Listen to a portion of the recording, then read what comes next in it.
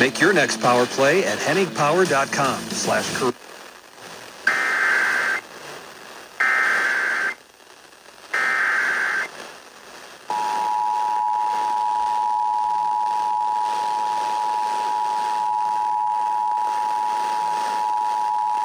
The National Weather Service in Chicago has issued a severe thunderstorm warning for south central Lee County in north central Illinois until 4:15 p.m.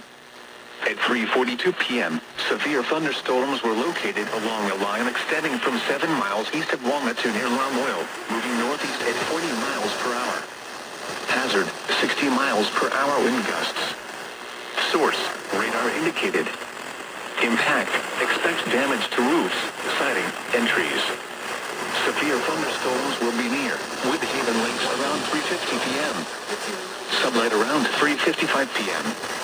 Prepare immediately for damaging winds and deadly cloud-to-ground lightning. Seek shelter inside a well-built structure. Stay away from windows,